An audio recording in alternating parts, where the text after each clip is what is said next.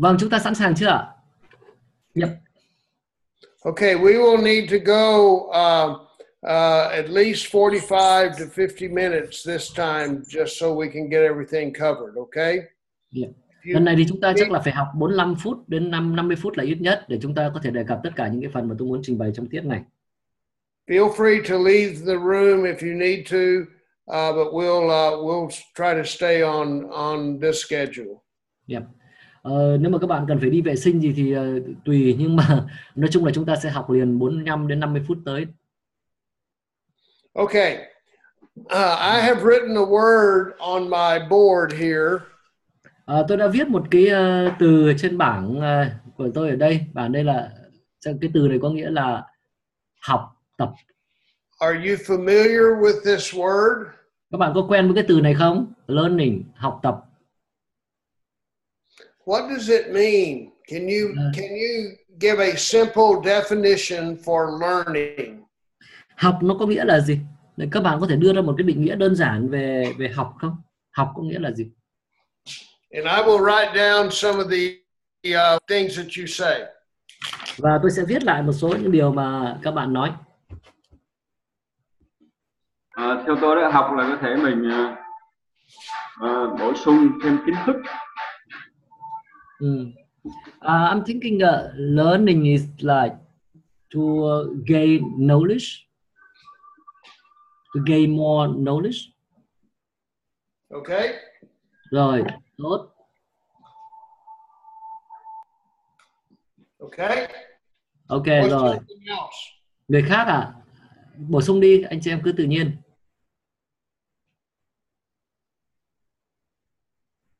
Thông tin mà ở một cái lĩnh vực mình cần biết đến. Chú vắn tắt lại, tại vì từ nãy là bị micro bị tắt. Học là tiếp nhận những thông tin ở một lĩnh vực mình đang cần biết đến. Meaning receive or accept information in the field that we need to know. Pháp ơi, anh cứ làm em host đi nhé. Này em điều chỉnh micro cho mọi người để cho anh tập trung.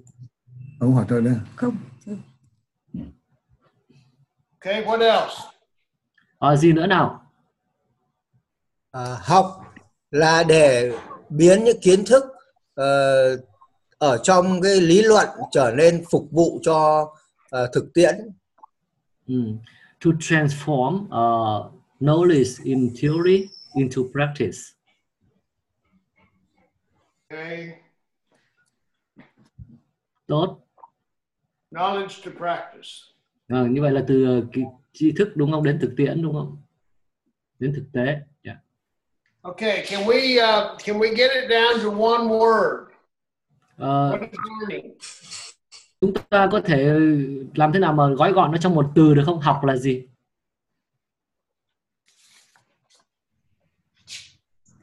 Học là để mở mang kiến thức và phục vụ trong cuộc sống. To expand the knowledge and to serve in life. Okay. Expand knowledge. And in order to serve in our daily life, in our life. How would you know if that has occurred? Làm sao để bạn biết rằng liệu cái việc đó đã xảy ra hay chưa? You mean learning? Yes. How would we know if learning is actually taking place? Làm thế nào để bạn biết rằng việc học tập thực sự đã xảy ra? Tức là mình muốn học đó nhưng mà đã học được chưa, thì làm thế nào để mình biết là thực sự là đã xảy ra cái việc học? Pháp ơi. Tôi nghĩ là nếu mình muốn đánh giá nó thì mình thấy có cái sự thay đổi ở trong cái nhận thức của mình, cũng như cái sự thay đổi trong cuộc sống xung quanh.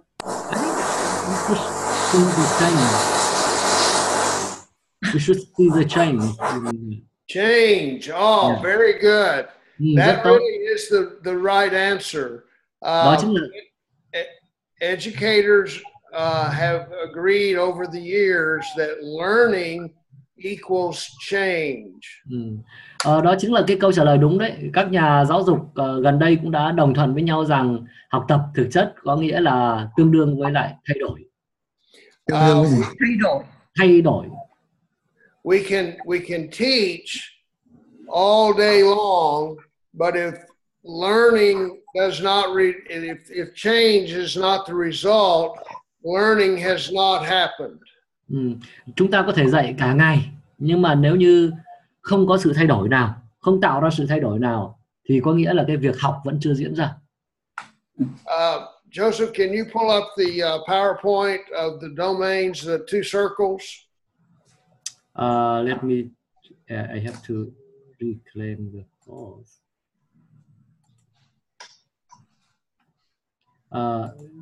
Domain, learning domains, right? Yes. Thay đổi.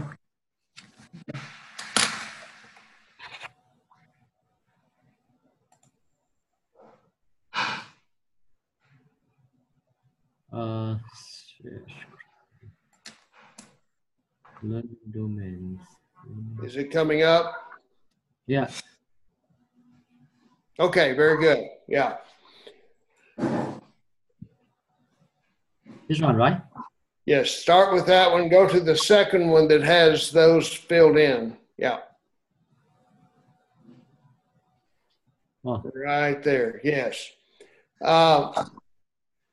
Okay, you'll have to help me be sure I'm on the right one here, but maybe you can point it out with your cursor. This is in very broad terms. These are the areas that we've defined in which are the ways learning occurs. Đây là những cái lĩnh vực mà chúng ta xác định là việc học có xảy ra hay không. Several of you said that learning is gaining knowledge. Một vài người trong các bạn có nói rằng học có nghĩa là nhận tri thức. Can someone give me an example of gaining knowledge, just knowing more? Ai đó có thể cho tôi ví dụ về việc lĩnh hội tri thức không? Tức là để biết hơn, nhiều hơn không?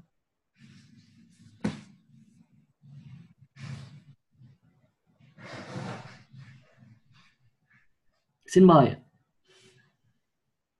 Sinh viên mình trả lời thì mình bật micro lên, mình trả lời nhanh nhỉ.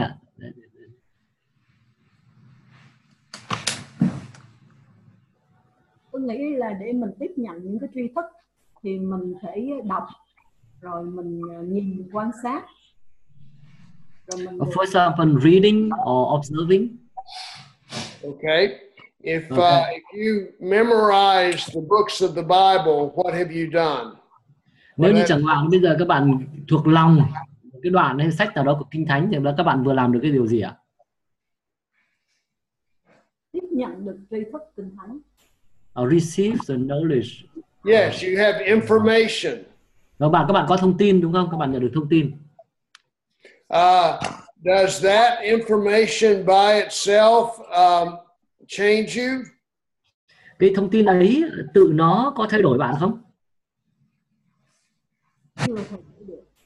Not yet. Well, just knowing something doesn't necessarily mean that it changes the person. Let's look at the next category. That would be understanding.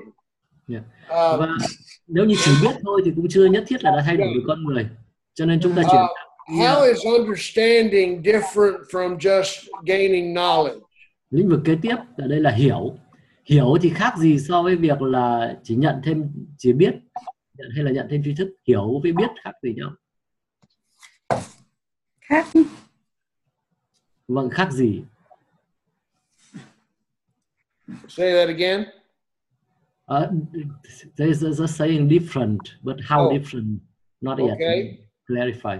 If I know the books of the Bible, how does understanding change that knowledge? Nếu tôi biết một sách nào đó Kinh Thánh của Kinh Thánh chẳng hạn thì cái sự hiểu ấy nó làm thay đổi cái sự biết đó như thế nào?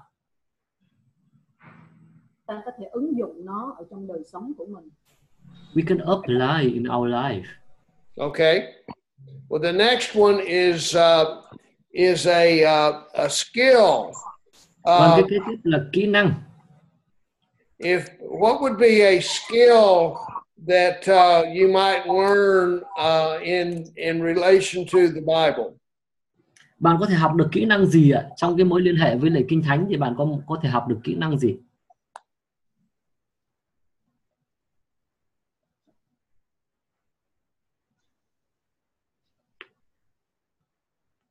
If you memorize the books of the Bible, would it be a skill to be able to find those books in the Bible? Nếu như các bạn ghi nhớ chẳng hạn các sách của Kinh Thánh thì nó có thể dẫn đến cái kỹ năng để tìm được sách đó trong Kinh Thánh không? Yep. Okay.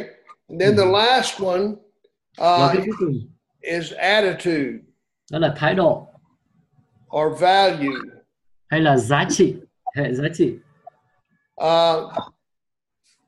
Learning the books of the Bible has value, but when a person's attitude or understanding or actions change as a result of that knowledge, that's when we see that learning has actually occurred.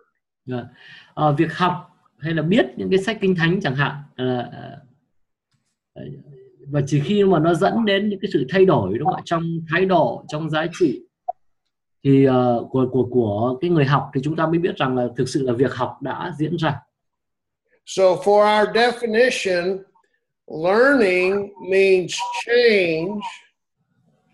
Vì vậy cái định nghĩa của chúng ta ở đây đó là học có nghĩa là thay đổi. It means change in knowledge. Nghĩa là thay đổi trong tri thức. In understanding. Trong tức là trong sự biết, để trong sự hiểu. In skill. Trong kỹ năng. And in attitude. Và trong thái độ. So what our goal in teaching is to help people to learn in such a way that there is change in knowledge, understanding, skill, and attitude. Vậy cho nên cái mục tiêu của chúng ta trong việc dạy cho người khác đó là để giúp người ta có sự thay đổi trong tri thức hay là biết, trong sự hiểu, trong kỹ năng và trong thái độ.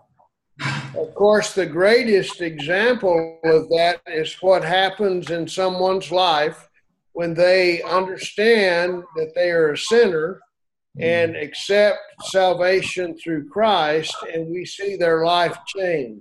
Và tất nhiên cái ví dụ minh họa lớn nhất cho điều đó đó là khi một người hiểu rằng, biết rằng và hiểu rằng mình là một tội nhân, tiếp nhận Đấng Christ, và chúng ta nhìn thấy sự thay đổi trong đời sống của họ. But in that process of salvation, all of these areas are affected or are being used to learn. Nhưng mà trong cái quá trình cứu rỗi đó thì chúng ta thấy rằng tất cả những cái lĩnh vực này đều được sử dụng cả. A person may first accept the fact that he is a sinner and that he will die without salvation. Một người trước hết là có thể biết rằng mình là tội nhân và hiểu rằng mình sẽ có thể bị hư mất nếu như không có cứu Chúa. That knowledge does not change anything for him other than the fact that he knows this now. Nhưng mà nếu mà chỉ dừng ở đó thôi thì cái sự cái tri thức đó nó cũng chưa mang đến sự thay đổi gì trong đời sống của anh ta, ngoại trừ cái việc là anh ta bây giờ biết có cái thông tin đó. But if that person begins to understand that without God's redemption, he has no hope of life outside of hell, that's a different level of understanding. Nhưng mà nếu như người đó bây giờ hiểu rằng là anh ta là người hư mất và nếu không có Đức Chúa Trời thì anh ta không thể có hy vọng có sự sống, mà chỉ có mục thôi, thì đây là một cái mức độ hiểu biết khác. We would hope that in time that would create a different attitude on the part of that person who's learning and that they would decide and choose to accept Christ. Và chúng ta hy vọng rằng là sau một thời gian thì cái đó nó cũng sẽ dẫn đến sự thay đổi trong thái độ của And người đó, và người đó tiếp nhận Chúa. as the new Christian grows, then they would learn more about how to share their faith and understand their faith more completely, and could actually develop the skill of being a person who can witness effectively. So all of these areas of learning are a part of what we're talking about. Đó.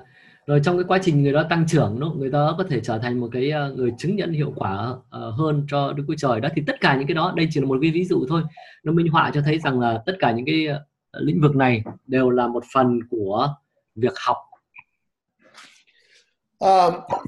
If we wanted to teach a particular lesson, if you'll show the next little circle. This one, right? Yes. If we wanted to teach the scripture lesson of love your neighbor. Chẳng hạn nếu bây giờ chúng ta muốn dạy một cái bài kinh thánh về việc là yêu người lân cận. And we wanted to just teach the knowledge aspect of that. Và nếu như chúng ta chỉ muốn dạy cái khía cạnh về kiến thức. Okay, show the next slide.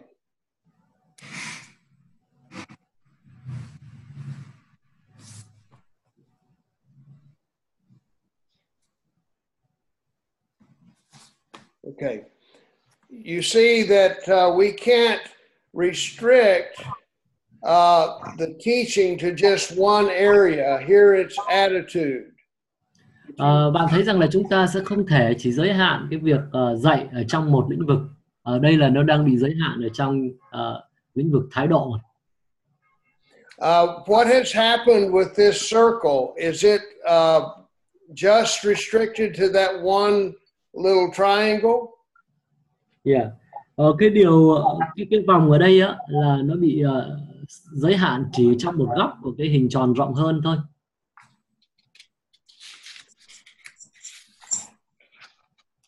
It is actually overlapping into the other three areas. Nhưng mà thực ra chúng ta cũng thấy rằng nó cũng chèn trên 3 lĩnh vực khác nữa. And we say that as a person learns, we can't restrict that learning to just one area of knowledge, understanding, skill, or attitude. Cho nên chúng ta nói rằng khi một người học thì chúng ta không thể giới hạn cái việc học đó chỉ vào trong 4 lĩnh vực là kiến thức, hiểu biết, kỹ năng. Learning impacts all 4 areas, and we call this diffusion of learning. Yeah, và tất cả cái việc học này nó ảnh hưởng trên tất cả 4 lĩnh vực. Okay, let me give you another example. Tôi sẽ đưa cho các bạn một ví dụ khác.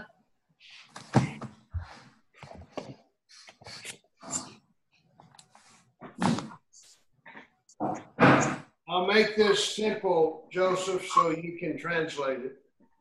Yeah, good, thank you.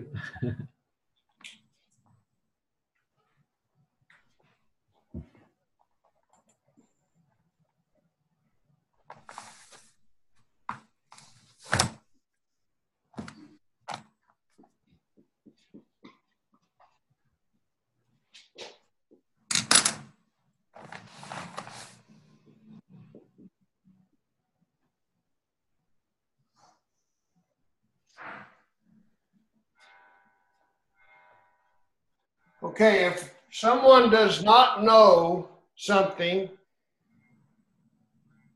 từ một người không biết điều gì đó, and we teach them, and it results that they now know something. Và chúng ta dạy họ và nó dẫn đến kết quả là bây giờ họ biết một điều gì đó. What has changed? Thì cái gì đã thay đổi ở đây ạ? Kiến thức.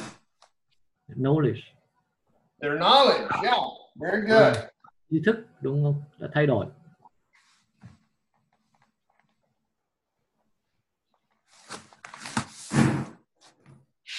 Okay, the next one.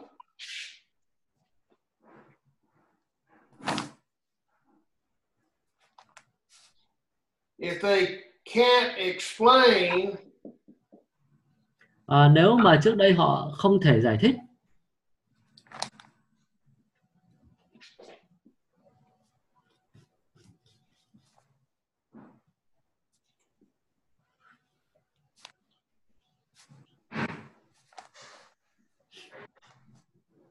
what has happened here?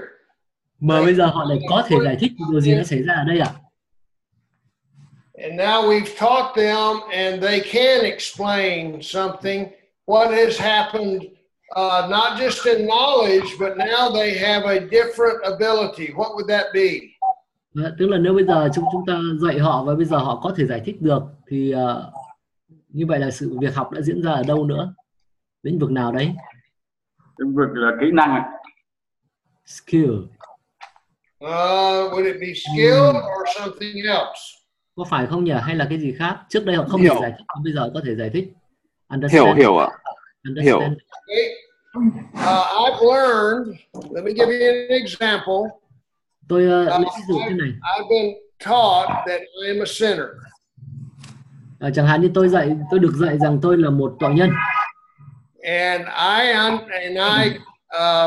have been taught this information that I've sinned against God and there's a penalty for my sin.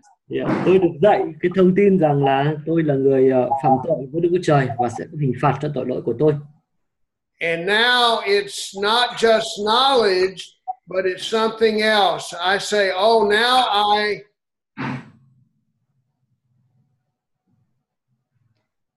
I don't just have the skill, I understand. Nhưng bây giờ tôi khi mà tôi đến tôi không chỉ là biết cái thông tin đó mà tôi thấm, tôi hiểu cái đó, thì như vậy tôi không phải chỉ là có kỹ năng mà có gì đấy nhỉ? Có sự hiểu, thay đổi. hiểu về vấn đề đó. So here it's understand. Vậy như vậy cho nên cái này là liên quan đến lĩnh vực hiểu biết, hiểu, kia là biết, là hiểu.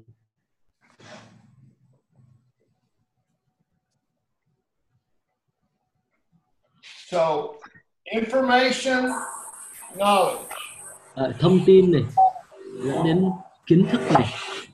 Being able to deal with that information and understanding. Có khả năng xử lý thông tin đó này.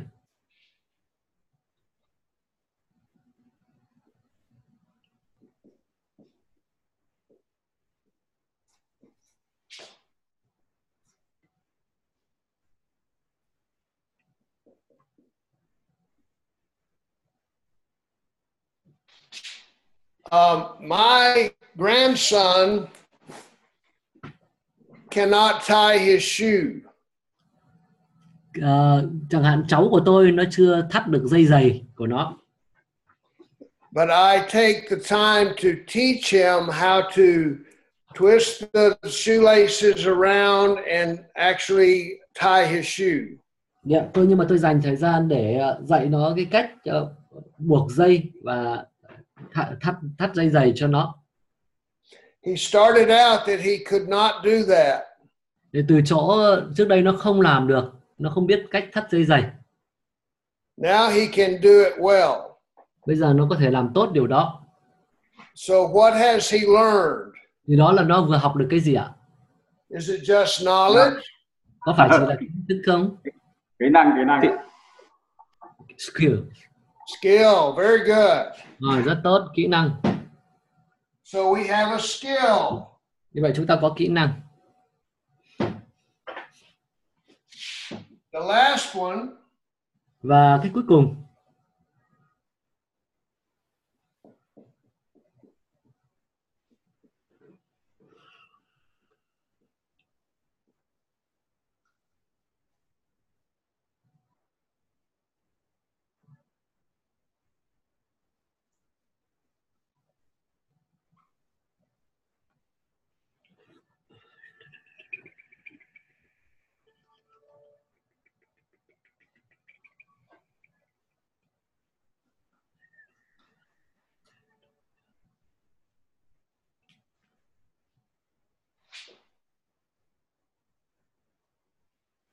Okay, I feel one way. Trước đây tôi cảm nhận một vấn đề theo một cách.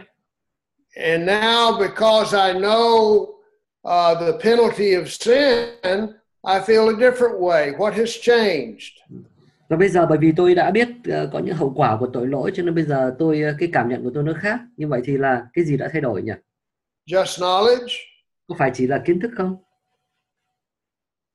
Just understanding? Có phải chỉ sự hiểu biết, sự hiểu không? I don't see a skill here. Ở đây thì không thấy có kỹ năng. But I do see something. If my feeling changes, what has changed? If I felt one way, now I feel differently, what has changed? Nhưng mà nếu như cái cảm nhận của tôi nó khác, cảm nhận của tôi nó khác. Trước đây tôi cảm nhận một đằng, bây giờ tôi cảm nhận một điều khác, thì cái gì đã thay đổi nhỉ? Cái gì đã thay đổi ạ? Sinh viên trả lời nhé ạ. Của tôi đó là cái thái độ. Attitude. Attitude, very good. You remember the Apostle Paul? Các bạn có nhớ sứ đồ Phaolô Started out being a persecutor of believers in Jesus. bắt đầu như là một người bắt bớ những người tín Chúa. Then he had an experience on the road to Damascus. Và sau đó ông có cái kinh nghiệm, ông đã trải qua một cái kinh nghiệm ở trên đường Đa-mách, đến thành Đa-mách. And something changed. He had one purpose, one feeling, and after that experience, his feeling changed, and he came to faith in Christ. So there was an attitude change. Và có sự gì đã thay đổi ạ? Trước đây ông có một cái mục đích khác, một cái cảm nhận khác, nhưng mà sau cái trải nghiệm trên đường đến thành Đa-mách đó thì ông đã có một cái cảm nhận khác. Vậy thì cái mà đã thay đổi trong ông đó chính là thái độ. Paul had been an enemy of Christ. Tất cả chúng ta từng là kẻ thù của Đấng Christ. And he learned through Christ that he could be Christ was his friend, and he had a change in attitude, a change of heart, as we would call it. Và Phaolô sau khi gặp Chúa thì nhận ra rằng Chúa lại là một người bạn, và ông đã thay đổi cái thái độ của mình. So learning occurs generally in those four areas: knowledge, understanding, skill, and attitude. Như vậy chúng ta thấy rằng cái việc học thông thường là xảy ra cả trong 4 lĩnh vực: kiến thức này, hay tri thức đó, hiểu này, và kỹ năng và thái độ. Biết, hiểu, kỹ năng và thái độ. Okay, let me give you a couple of examples and be sure you understand this. Tôi xin phép đưa ra vài ví dụ để chắc chắn các bạn nắm được điều này. A person cannot recall the names of the books of the New Testament, and after, go ahead. Một người không nhớ được tên của các cái sách trong Tân Ước. After a teaching session, he can repeat them from memory. Và sau một cái bài học thì anh ta bây giờ có thể nhắc lại và thuộc lòng luôn mục lục các sách của Tân Ước. So what was the change that occurred? Vậy cái sự thay đổi là xảy ra trong lĩnh vực nào? Knowledge.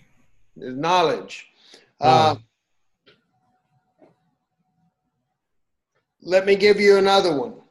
Một ví dụ khác. A learner cannot explain what learning means. Một người học không thể giải thích được là học có nghĩa là gì. After a class session, he can explain what learning means clearly in his own words. Và chẳng hạn như sau một buổi học, anh ta có thể giải thích rõ bằng dùng ngôn từ của chính mình và giải thích rõ học có nghĩa là gì. So learning has occurred, but what kind of learning? Vậy việc học rõ ràng là đã xảy ra, nhưng mà xảy ra ở đâu ấy nhỉ? Ở cái loại nào nhỉ? Understanding. Understanding, correct. And then if a person attends does not tithe, I'm sorry, let me say that again. If a pupil or a student does not tithe, but after attending a Bible study, he observes his teacher who gives with great joy, then he decides to tithe. What has happened? Và nếu như chẳng hạn như một người trước đây chưa có dâng phần 10, nhưng mà sau một cái bài học về Kinh Thánh và quan sát giáo viên, thấy người giáo viên dâng hiến một cách rất là vui lòng, và bây giờ anh ta quyết định sẽ bắt đầu dâng phần 10. Thế là điều gì đã xảy ra? Việc học đã xảy ra ở đâu?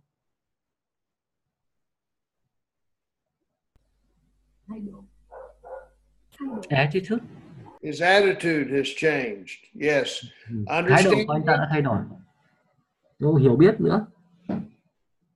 He knows more. He has knowledge. He has an understanding of that knowledge.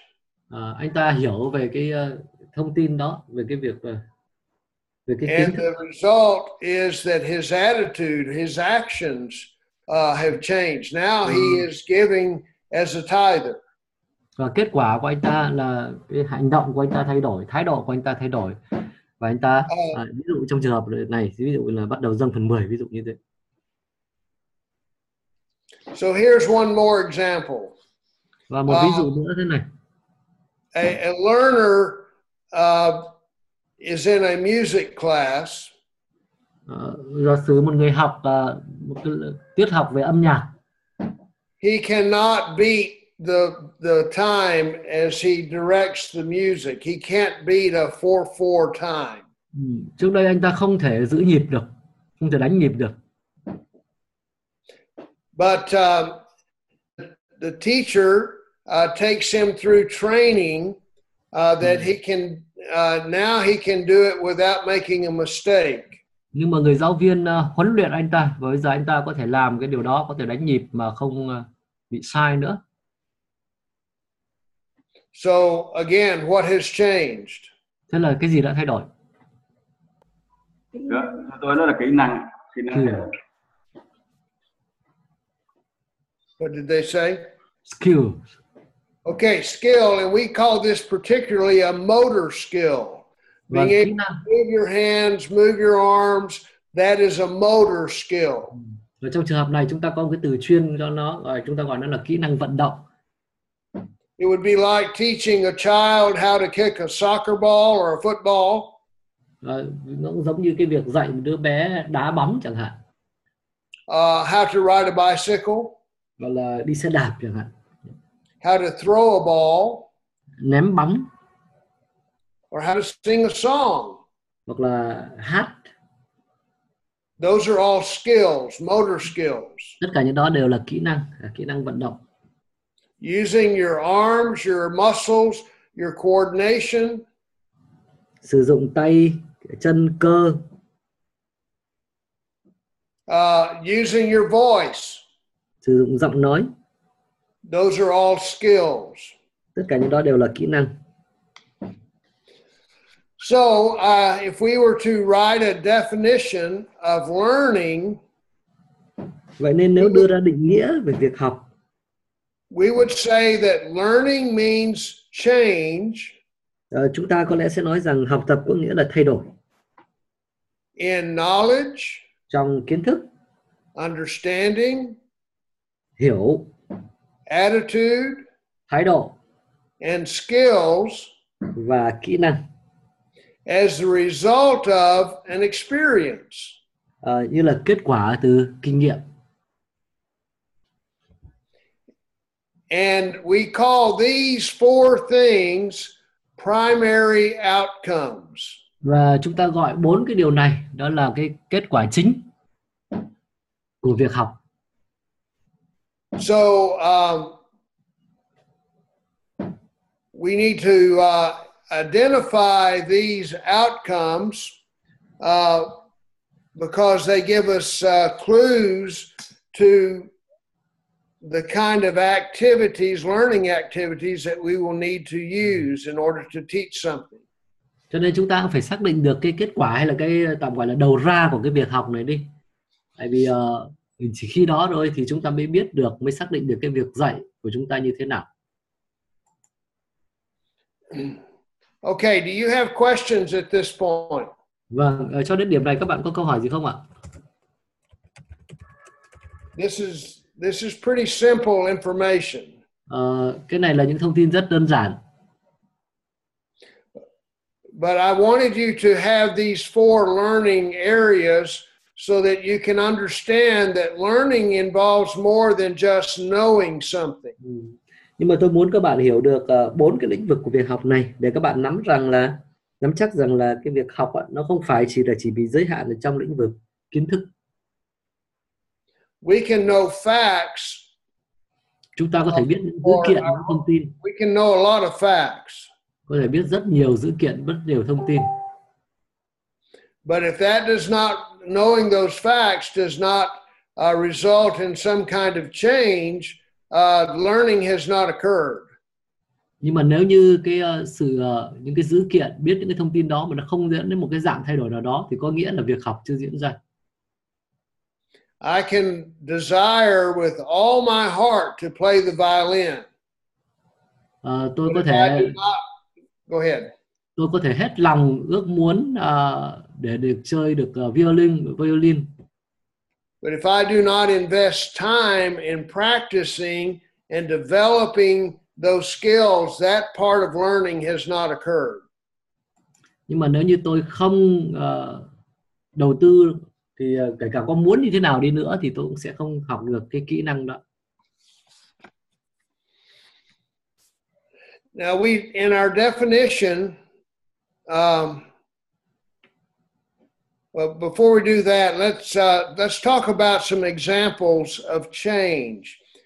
Think about the Bible for a few moments.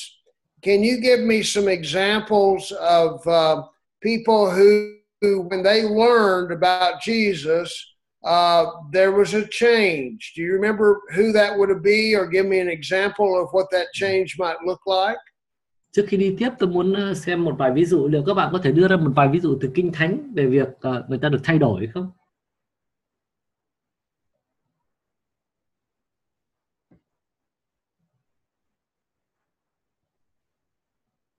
Ví dụ ông Sache đó.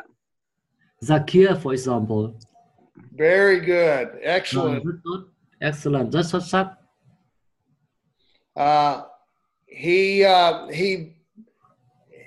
He invited or allowed Jesus to come to his home, an obvious change in his attitude and his desire. And then ông ấy mời Chúa Giêsu vào trong nhà và đã có sự thay đổi rõ ràng về thái độ của ông. He also changed his attitude toward other people. Anh ta thay đổi không chỉ là cái thái độ đối với Chúa mà thái độ đối với người khác của anh ta nó cũng thay đổi. Someone give me another example. Ai đó cho một ví dụ khác được không?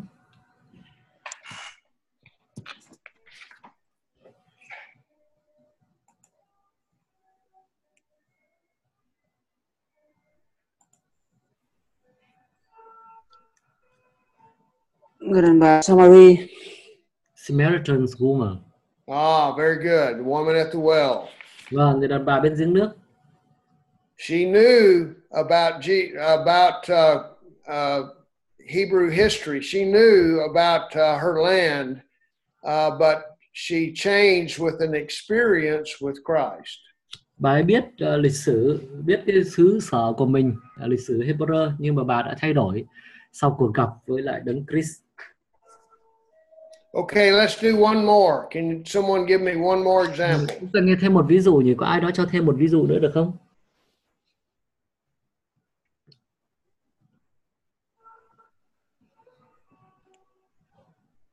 Okay. Xin mời.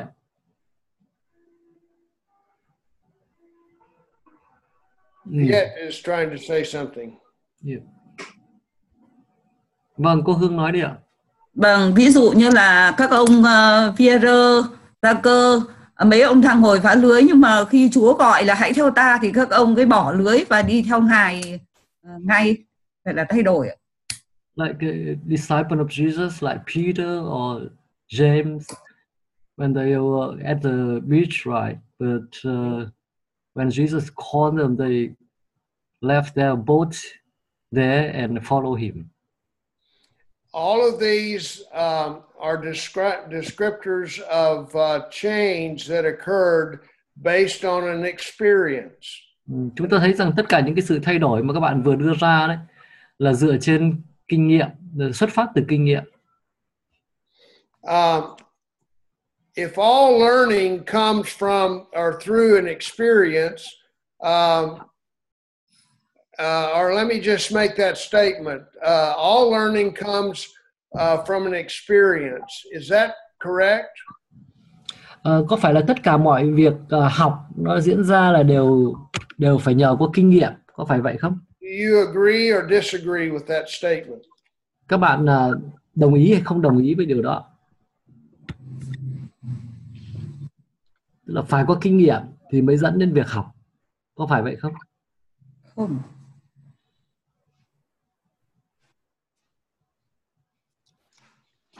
Tôi đồng ý. Ai ơn quý. Okay.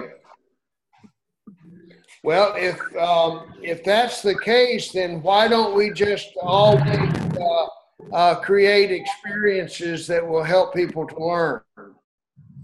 Và nếu là như vậy thì tại sao chúng ta không chỉ tập trung vào cái việc tạo nên những cái kinh nghiệm, tạo nên những cái tình huống để cho người học có kinh nghiệm, được trải nghiệm và học được.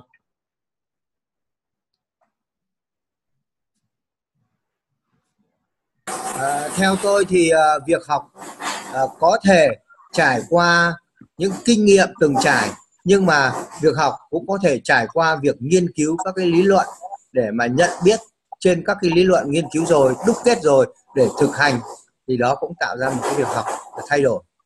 Yeah, I think that learning can be resulted from experience, but also learning can be based on research, on studies, Good. of theories, and then apply it. So, and we can't always guarantee that we'll have experiences that will help us to learn. Being able to read scripture, being able to hear from other people creates a basis for more learning. We're often limited in how much we can learn in a particular time frame or on a particular subject. oh, can you repeat it, please? Yeah, I went too long. I'm sorry. Learning based just on experiences can be limited by time and circumstances. Nhưng bởi vì nếu mà cái việc học mà chỉ dựa trên những kinh nghiệm đó thì nó có thể bị giới hạn bởi hoàn cảnh và giới hạn bởi thời gian.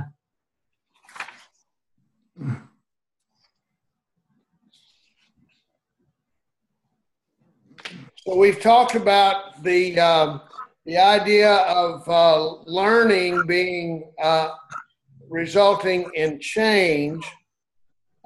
So if we're talking about a definition of learning as being lasting change, sorry, I need to slow down. Let me say that again. Then our definition of learning is the following. Bây giờ nói về cái định nghĩa của việc học của chúng ta. Chúng ta kan nãy đã nói đến việc học mà là học có nghĩa là thay đổi. Mà nếu mà thay đổi đó là thay đổi lâu dài thì chúng ta đưa ra cái định nghĩa như sau. Yep. Learning is lasting change.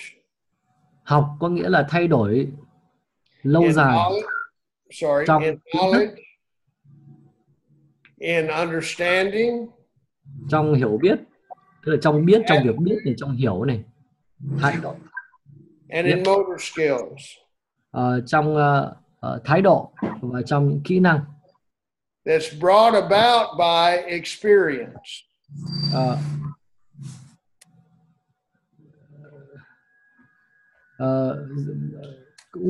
What brought about by experience? Those four areas of change are brought about by a particular or experience. Do kinh nghiệm mang lại. So nhờ trải nghiệm mang lại. Yeah. look at my timer.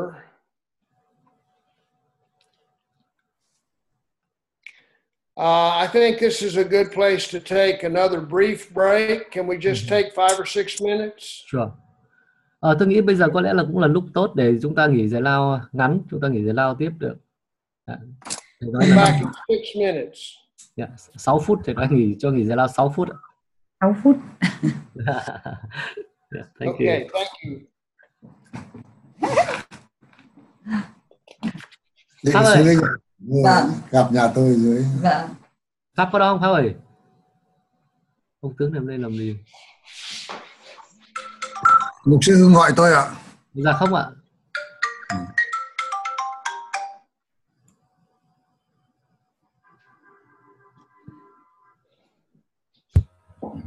Pháp ơi nhớ vì con để share nhá. Pháp đi đâu mất tiêu nhỉ?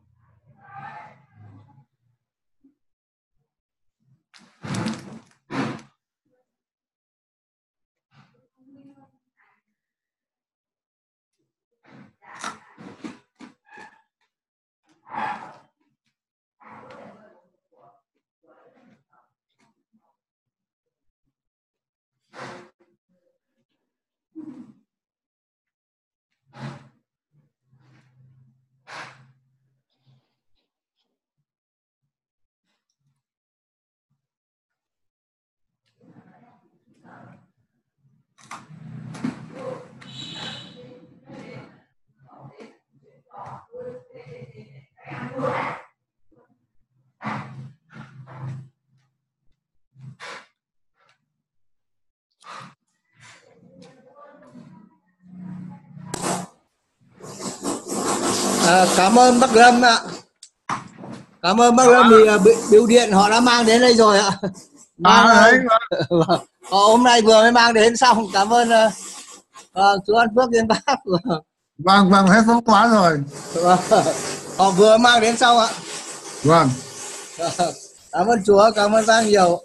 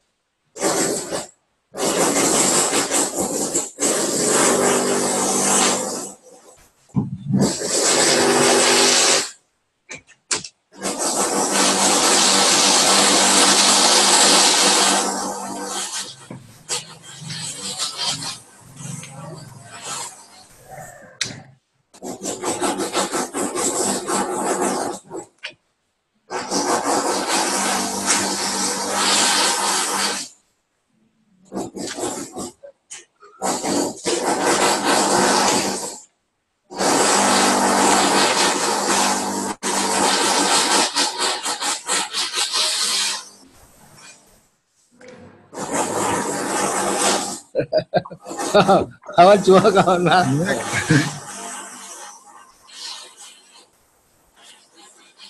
Nhân thể in cho chị Hương, in luôn cho thầy.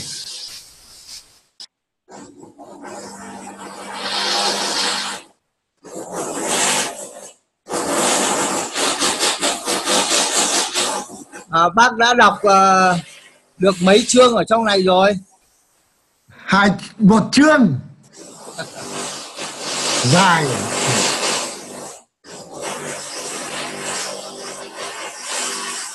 Đây cái này đây nó có ở trong mail, nhưng mà thầy cứ dở ra thì nó khó. Nó có sẵn cái này, thầy dở ra một cái thầy đọc là được ngay. Vâng. Còn phải đánh dấu nữa bác, đánh dấu những cái chỗ mà quan trọng nữa, rồi đánh dấu các trọng tâm nữa. Vâng, cảm ơn Chúa, cảm ơn bác nhiều lắm. Tôi nói again, it's not something that the learner has personally experienced. Một lần nữa, đây không phải là cái điều gì đó mà người học kinh nghiệm một cách cá nhân. Have you seen the Jesus film? Các bạn đã xem phim Chúa Giêsu chưa ạ? Yeah, I think so. It is a very moving experience. Chắc chắn xem bộ phim đó cũng là một cái kinh nghiệm rất cảm động. But it is not something that we have experienced personally. Nhưng mà dù sao đi nữa thì đó không phải là cái điều mà chính cá nhân chúng ta trực tiếp kinh nghiệm. It is a representation of a real life experience. Mà nó là hình ảnh, nó là cái đại diện, là tượng trưng từ cuộc sống thật. Những hình ảnh. The next level at the top of the pyramid. Cái mức độ kế tiếp ở trên cái top của cái kim tự tháp này. That's words, or what we call that's the use of words. Từ ngữ, tức là việc sử dụng từ ngữ. And that's called an abstraction. Hay cũng còn được gọi là những khái niệm trừu tượng, từ ngữ trừu tượng. This would be reading something, a book. Lấy ví dụ việc đọc sách chẳng hạn. Or learning words like words to a song or memorizing scripture. Hay là học những cái từ ngữ, ví dụ như là thuộc lòng kinh thánh, ví dụ như thế. These are valuable learning experiences. Đây cũng là những cái kinh nghiệm học tập quý báu. But they involve fewer of our senses. Nhưng mà chúng liên hệ ít giác quan của chúng ta hơn. Chúng ít liên hệ với các giác quan của chúng ta hơn. And they may not have as strong an impact as the direct experiences would have.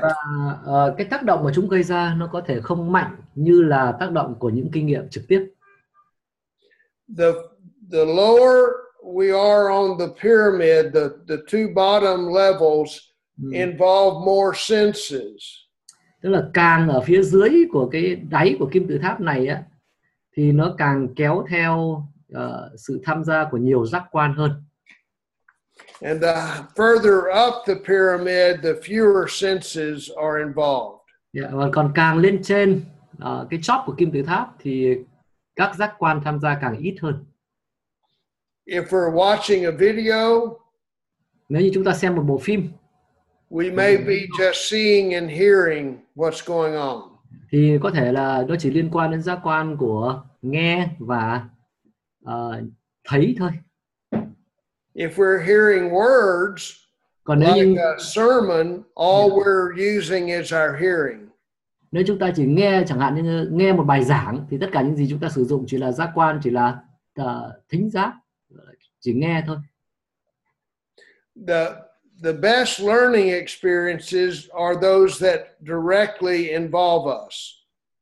Những cái kinh nghiệm học tập tốt nhất là những cái kinh nghiệm mà kéo theo sự tham gia trực tiếp của chúng ta.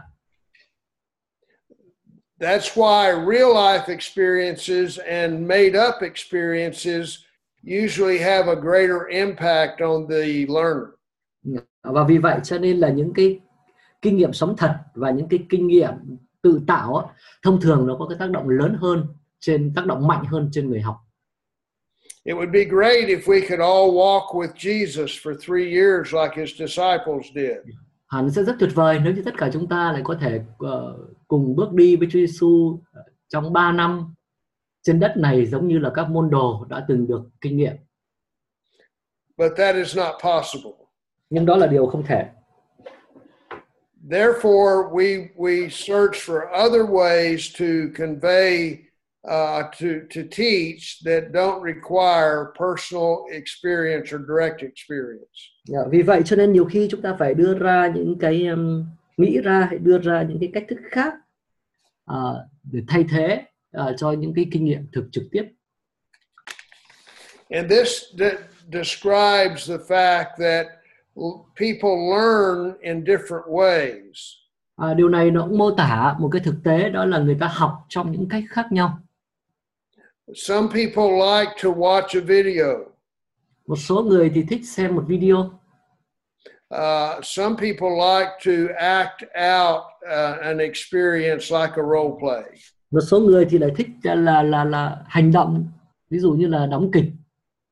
And some people learn very effectively by simply reading words. Một số người thì học rất hiệu quả, đơn giản chỉ là ngồi đọc thôi, đọc những từ ngữ thôi.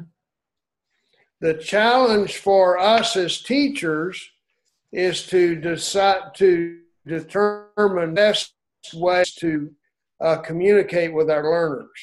Và vì vậy cho nên cái thách thức đối với những người giáo viên chúng ta đó là phải xác định được, phải tìm được cái cách thức truyền thông tốt nhất cho người học của chúng ta mà chúng ta đang dạy đó. If we are attempting to teach, we have to realize something, and let me draw a little picture. Nếu như chúng ta cố gắng để dạy thì chúng ta cần phải nhận thức được một điều, và tôi xin phép vẽ một bức tranh ở đây.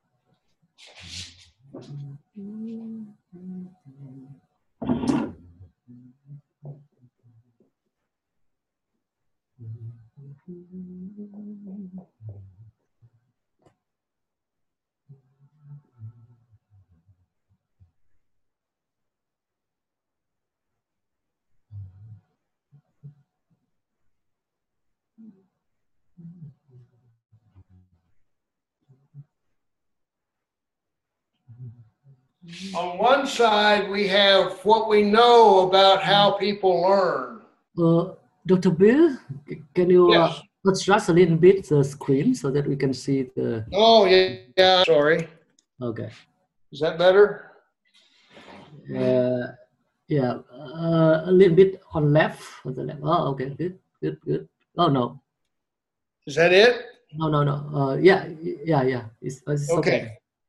Okay, we see there what we know about how people learn. Yeah. Phía bên này thầy đang ghi chỗ là chúng ta biết gì về cách người ta học, cách con người học. Cái điều chúng ta biết về cái cách học của con người đó. Ở phía bên này nhá.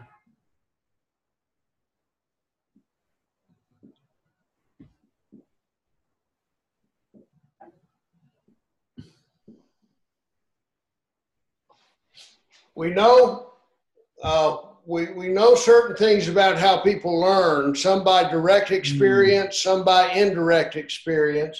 Chúng ta cũng biết điều gì đó về cái cách học của người ta. Có người thì lại học là từ những kinh nghiệm trực tiếp, có người thì học từ kinh nghiệm gián tiếp. But then there's what we actually do in the classroom. Còn phía bên này đó là cái điều mà chúng ta thực sự làm trong lớp học của chúng ta. And there is usually a gap between the two.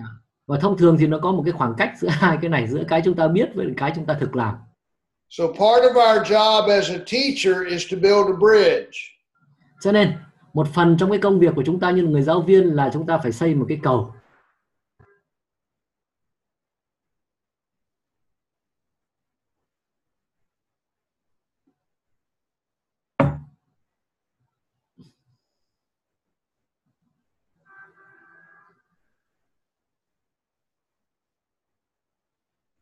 So we have a bridge that has 3 supports to it. Và chúng ta phải xây một cái cầu, và cái cầu này thì nó có 3 cái cột. Very nice bridge. The first support is a goal. Cái trụ thứ nhất, cái cột trụ thứ nhất đó là mục tiêu. Ở trên đề chữ đây là mục tiêu nha.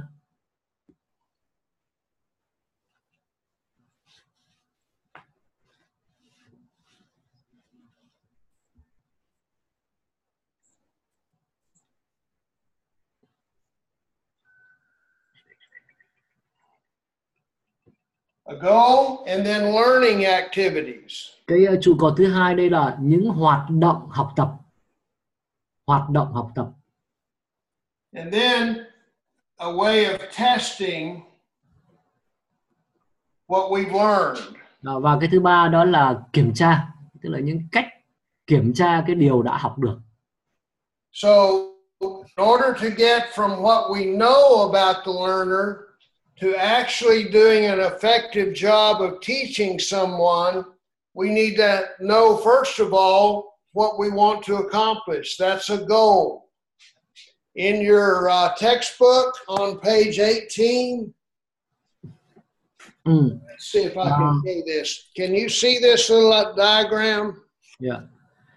Các bạn có nhìn thấy cái biểu đồ tương tự như vậy trong sách giáo khoa của các bạn trong trang số 18, tất nhiên trong tiếng Việt mình có thể bị lộn xộn, nhưng các bạn có nhìn thấy cái biểu đồ này không? Không biết học viên có in sách giáo khoa ra chưa nhỉ? It describes the idea that teaching has to have a goal. Ở đây nó mô tả cái ý tưởng đó là cái việc dạy học á, nó phải có mục tiêu. Or we need a target to aim for. Tức là chúng ta phải có cái mục tiêu để mà nhắm tới, cái đích để mà nhắm tới. This shows kind of a funny cartoon where the target moves around. Ở đây tất nhiên cái hình ảnh đây là một cái hình ảnh hơi hài hước. Trong đó mục tiêu nó cứ luẩn quẩn ở bên ngoài chứ không vào trong. It says sometimes we teach without a target. Và ở đây cũng có câu nói này là đôi khi chúng ta dạy mà không có mục tiêu. Then we race around to move the target where we want the arrow or where the arrow went. Thế rồi sau đó dạy vì gì dạy không có mục tiêu mà, thế cho nên là sau đó là chúng ta chạy, chúng ta đưa bê cái mục tiêu này để chúng ta hứng cái mũi tên, cái chỗ mũi tên nhắm vào chỗ nào để chúng ta chuyển cái mục tiêu ra chỗ đó để cho nó rơi trúng. So a goal helps us to first of all determine what our target is. Tức là như vậy là chúng ta đang làm ngược. Đó, cho nên là việc đầu tiên là phải xác định cái mục tiêu, cái điều mà chúng ta muốn đạt được. And to develop learning activities that will help us to accomplish that goal.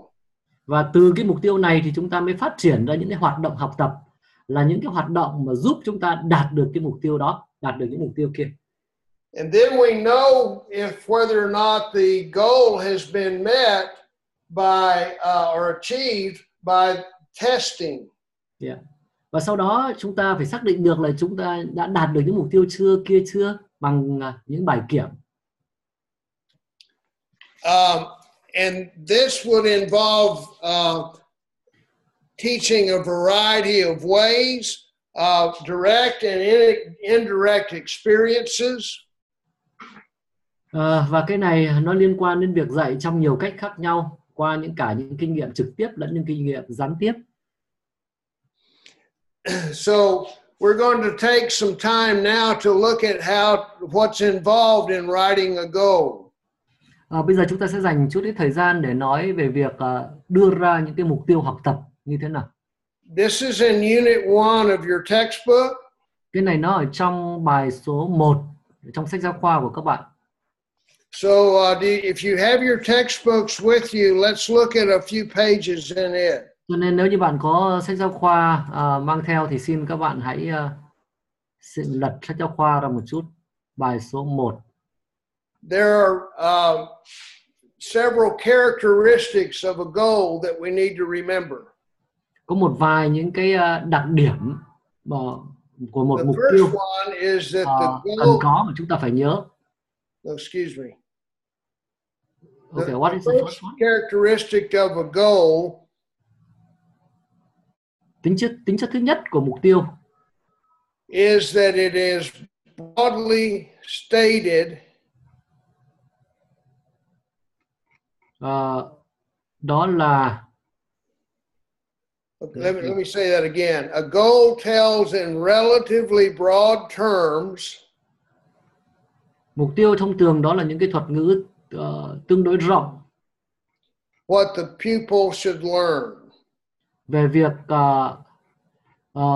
người ta phải học điều gì. Okay, do we understand that? Chúng ta có hiểu điều này không? So a goal is a pretty broad statement that describes what is expected to be learned. Mục tiêu là cái câu nói tương đối rộng, mô tả cái điều mà học viên cần phải học.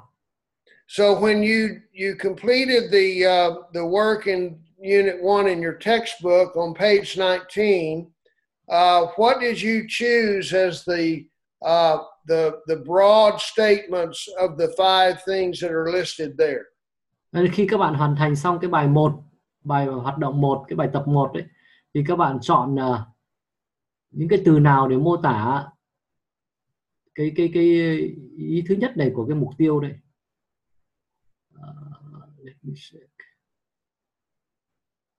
Are they able to look at their textbook? I want to show it for them on the screen. Oh, good for you. Yeah. So let me. Yeah.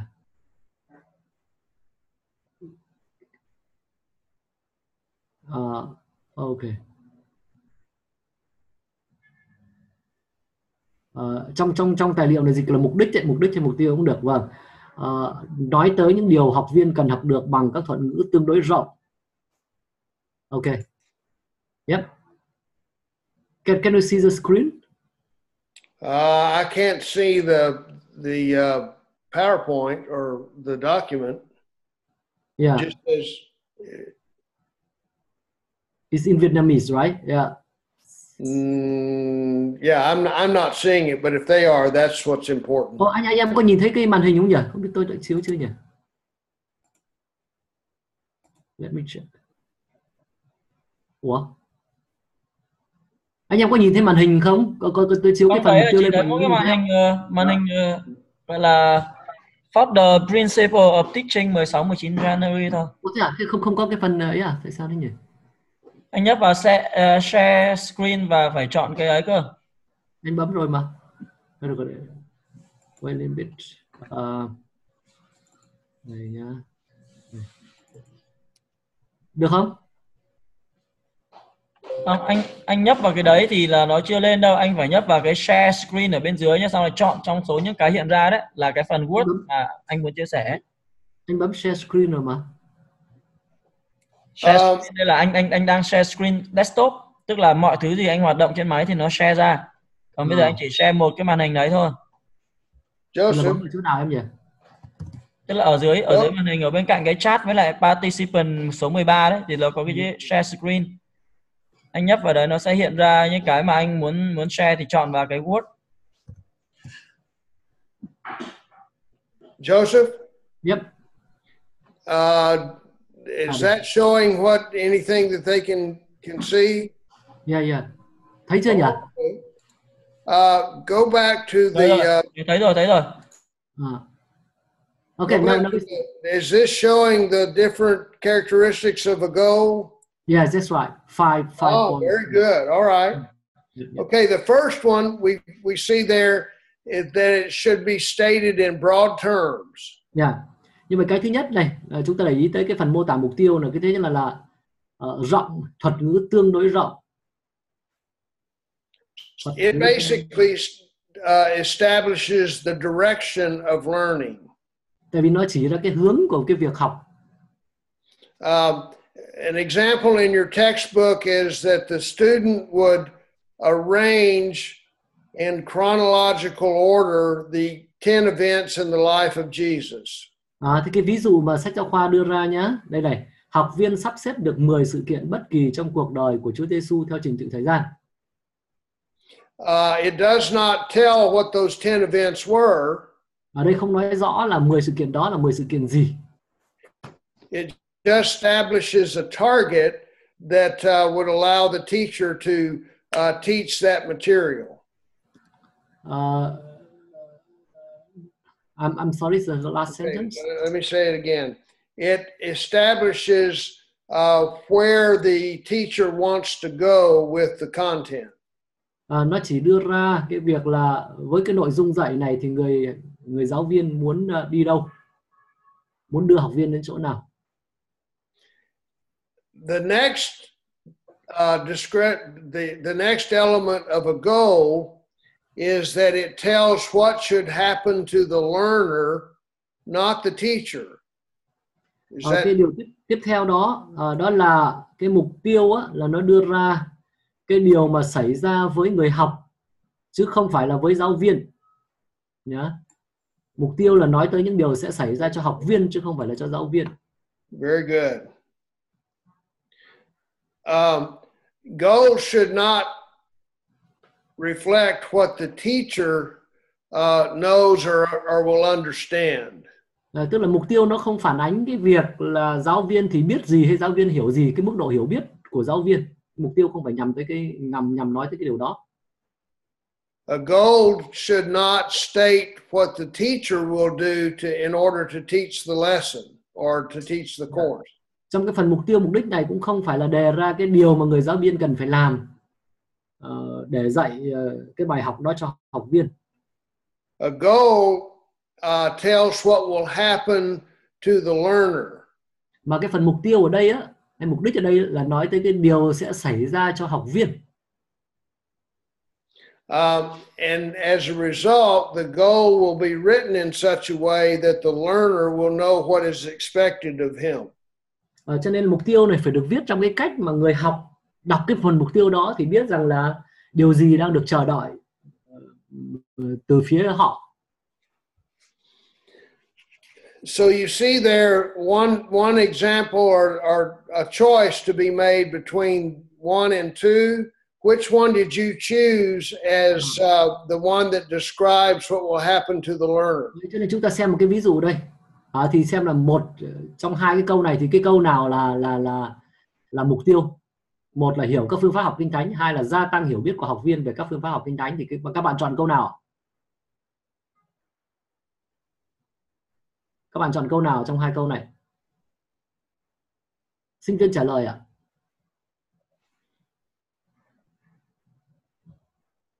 Trong hai câu này thì câu nào là mục tiêu? Câu 1 là mục tiêu ạ. First one.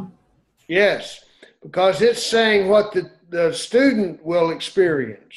Đúng rồi, tại vì cái này nó nói về cái điều mà người học sẽ phải kinh nghiệm. What is the second one describing? Còn cái câu 2 thì nó mô tả cái gì anh em?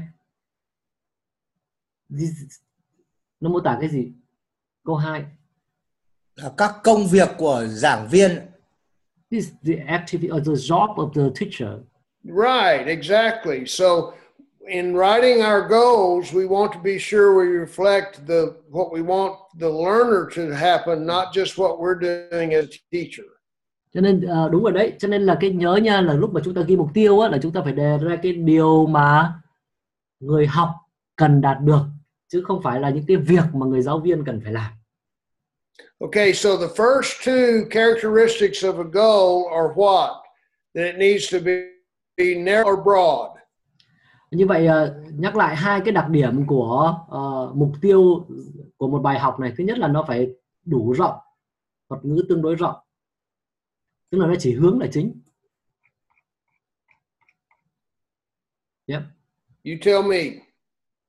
Là cái gì nhỉ? Các bạn nhắc lại giúp nào. Là hai cái đặc điểm của mục tiêu mà thầy đã vừa Broad or nói. narrow? Rộng hay hẹp ạ? Cái một đặc điểm thứ nhất là nó thuật ngữ là rộng hay hẹp ạ?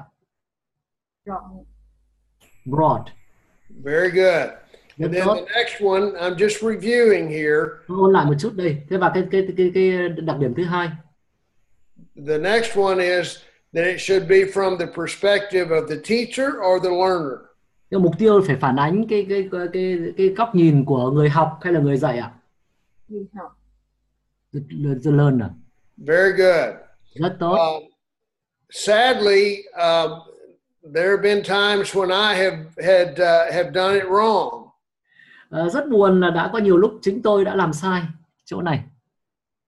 I may have desired to meet the needs of the learner, but I was really trying to do what I wanted to do as a teacher.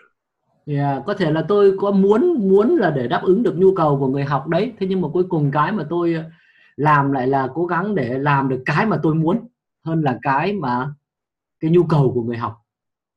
So let's look at the third characteristic. Cho nên chúng ta xem tiếp cái đặc tính thứ ba.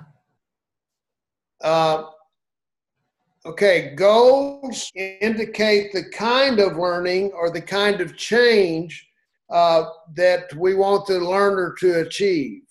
Mục đích ở đây mục đích và mục tiêu tôi dùng thay thế nhau nhé. Mục đích chỉ ra kiểu học hoặc kiểu thay đổi mà người học cần đạt được. And this is the third characteristic that you see on the screen there. Yeah. Đây là đặc tính thứ ba của mục đích. So remember our talk about the kinds of learning in the circle and the four quadrants. Yeah. Các bạn còn nhớ những cái loại những cái kiểu học tập bốn cái loại hình mà bốn cái kiểu học tập mà chúng ta đã nói tới trong tiết đầu không? Yep.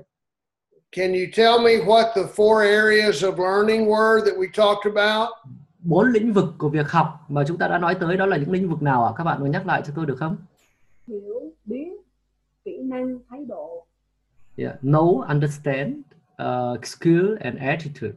Very good. So this requires a little more planning in order to meet the needs of the students. How would you know what kind of learning to shoot for in your target, in your goal? Và cái này nó đòi hỏi có việc chuẩn bị kỹ lưỡng, phải có kế hoạch hơn đây. Làm thế nào để bạn biết rằng là bạn muốn nhắm tới cái lĩnh vực học tập nào của hội chúng mà bạn đang dạy? I probably stated it incorrectly. Có lẽ tôi đã nói câu này vừa rồi chưa đúng. When you write your goal, khi bạn viết ra những cái mục tiêu của bạn, that may determine the kind of learning that's expected for the learner. Thì cái điều đó nó cũng có thể phản ánh cái kiểu học mà được chờ đợi từ phía người học. And when we say learning, we're also saying at the same time the kind of change that the teacher would expect the learner to show. Yeah. Và khi chúng ta dùng cái từ học tập ở đây á, là chúng ta cũng ám chỉ cái kiểu thay đổi mà người giáo viên mong đợi từ học viên. So a goal would describe if it's a skill. Và như vậy ngay trong mục tiêu này nó cũng mô tả được là đây là cái phần học về kỹ năng, or simply knowledge, hay chỉ là kiến thức, or a different attitude, hay là có thái độ khác, or an understanding, hay là sự hiểu. And teaching learning activities would then follow with the goal and direct the learner toward that goal as a learner. Và các hoạt động học tập á, nó phải có liên hệ trực tiếp, mật thiết với lại cái mục tiêu để giúp cho người học đạt được cái mục tiêu. So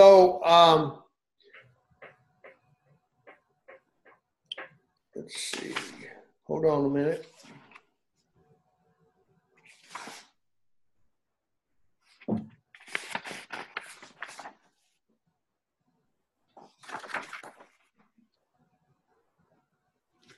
Get to my other note here.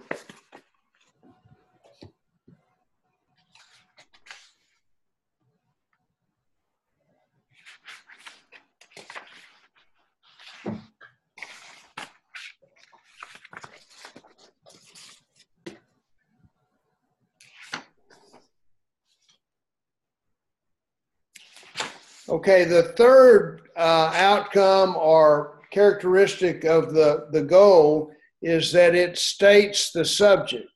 I'm sorry, the fourth. We've done 3 and this is number 4. Yeah. Và cái đặc điểm thứ tư, let me check, where is it?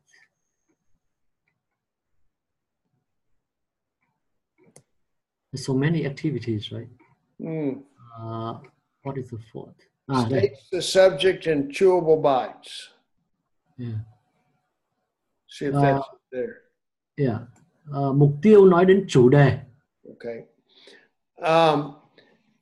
This characteristic is that it states the subject or the target in achievable segments. Tức là cái phần nó nói đến cái chủ đề mà có thể khả thi, có thể đạt được qua cái tiết học đó hay qua cái bài học đó. The author calls it chewable bites. Tác giả gọi đây là cái miếng mà nó dễ nhai hay là miếng vừa nhai. Have you heard the little statement? How do you eat an elephant?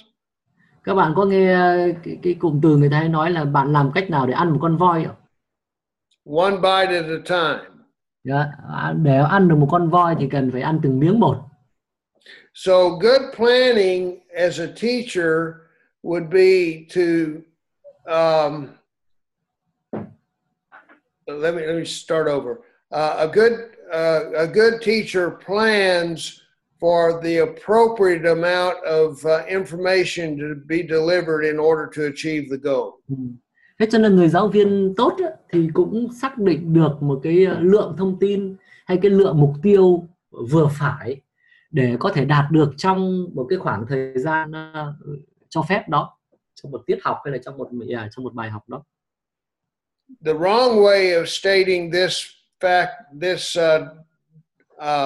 characteristic would be like this. Và một cách nữa để nói về cái đặc điểm này của mục tiêu đó là như thế này. My goal is the pupil demonstrates understanding of the Bible. Ví dụ này như thế này nhé, là mục tiêu của tôi đó là người ta sẽ thể hiện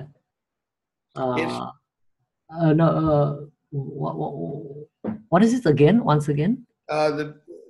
The pupil demonstrates understanding of the Bible. That should be in your thing there. Người ta thể hiện có sự hiểu biết kinh thánh. It would be better to say that's too much to try to accomplish. Và một cái mục tiêu như vậy là quá rộng, quá nhiều, không thể đạt được trong một bài học. It would be better to say the pupil demonstrates an understanding of John 3:16. Còn thấy ví dụ một cách tốt hơn để nói lại là giới hạn nó lại, ví dụ như là người ta bày tỏ sự hiểu biết về câu kinh thánh Giăng chương 3 câu 16. Ví dụ như thế đi. So there are four characteristics of learning goals. Như vậy có 4 cái đặc điểm của mục tiêu học tập, mục đích học tập.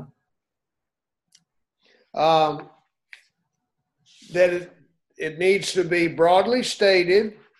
Nhất là nó cần phải được tuyên bố một cách đủ rộng. That it reflects the needs of the learner, not of the teacher. Thứ hai đó là phản ánh cái nhu cầu của người học chứ không phải là của người dạy. That it specifies the kind of learning. Tiếp theo nữa là nó cụ thể ra cái loại hình học tập, cái kiểu học tập. And then it states the subject in chewable bites. Và nó nói đến chủ đề trong cái mức độ tiêu hóa được. So as we start this process in Unit 1, we start with a goal. Như vậy khi chúng ta bắt đầu cái quá trình này trong bài số 1 đó là chúng ta bắt đầu từ cái mục tiêu.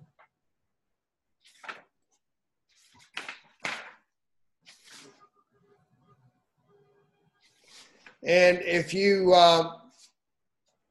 will look in your textbook, beginning, we're really in this whole unit. Và nếu như các bạn nhìn vào trong sách giáo khoa,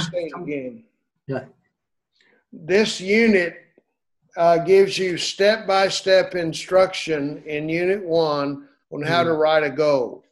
Thì có thể nói rằng cái bài số 1 này trong sách giáo khoa của các bạn là cái sự hướng dẫn từng bước một về việc viết ra mục tiêu của bài học, mục tiêu học tập.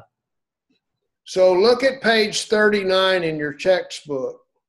Chúng ta xem trong trang số 39. Can you clarify what is, because the page number here is not the same as yours. Okay, let's see. Hang on. Keep going and show the one where the horses are in the little pen. Okay. And one past that, two past. It has a check the following list of learning goals and questions to ask.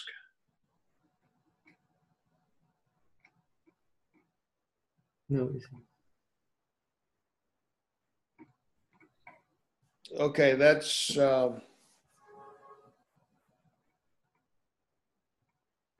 let's see, maybe that's it. It has 5 items. Yeah, there we go. I think that's probably it. What does the top part there say? Choose the learning goal with the 4 characteristics. Yeah. Yeah. And use the 4 questions below. Okay, so can they look at that page in their textbook? Vâng, anh chị em nhìn vào cái trang, đây là trang số 40 trong tài liệu của anh chị em. Yeah. The top of page 40. Yeah, cái phần trên, phần đầu của trang 40. So look at that exercise, read it through. Chúng ta đọc thử cái bài tập này nhé. And use the 4 questions shown on the right-hand side. There are the 4 questions that are in your content. And determine which of those 5 meet all 4 characteristics. Và sử dụng 4 cái câu hỏi ở đây này, và các bạn sẽ thử xác định xem là cái câu nào trong 5 cái câu này thì có được đầy đủ 4 tính chất của một mục tiêu tốt.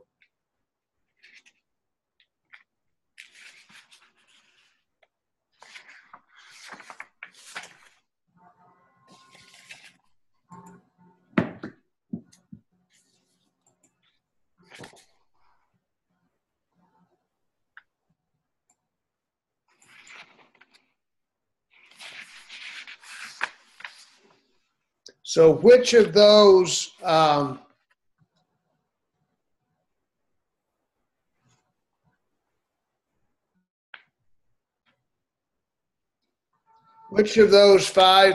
those 5 statements have all 4 characteristics? Nào, trong 5 cái câu này thì theo các bạn thì câu nào nó có 4 tính chất của mục tiêu tốt? Các bạn chọn câu nào? Tôi chọn câu số 3. I would choose the number 3. He's saying. Okay. Actually, that one is not correct because. Go ahead. Thực ra cái đấy không đúng, câu 3 này không đúng.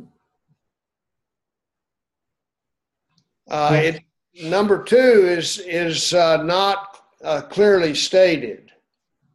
Số 2 thì nói cũng chưa rõ, mà thực ra đây là nói về giáo viên nhiều hơn. But number 1 is. Số 1 được.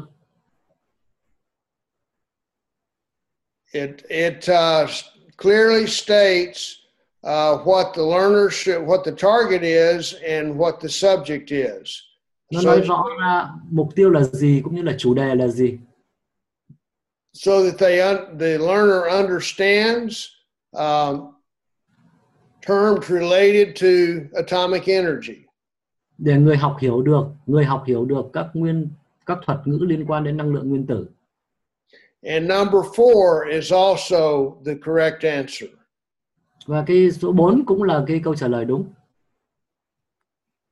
The other 3, numbers 2, 3, and 5 are not correct because they don't contain all 4 characteristics. Còn cái số 2, số 3, số 5 thì không đúng, tại vì nó chưa có được tất cả 4 cái tính chất của một mục tiêu tốt. So if you have a goal that is stated, like we've seen here, some of these examples, could you teach from that? I'm sorry. The question. What's the question? Okay, if you've written a goal containing these 4 characteristics. Nếu như bạn đã viết ra một cái mục tiêu mà có đầy đủ 4 tính chất này, 4 đặc điểm này. Would it be possible to teach someone what that goal is about? Thì liệu bạn có khả năng dạy cho một ai đó khác về việc là những mục tiêu đó là gì không?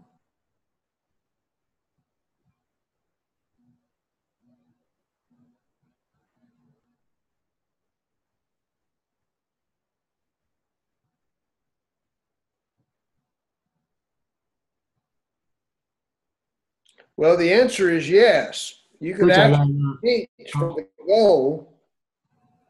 Thực ra là từ mục tiêu. It's just it's helped by having further information in the goal that would give you indicators that would show you if you're on track or not. Thì đây nó chỉ ra cho bạn nó mang lại cho bạn những cái chỉ số đó, để rồi cho các bạn biết được cái mục tiêu đó là có đủ tốt hay không. And that leads us to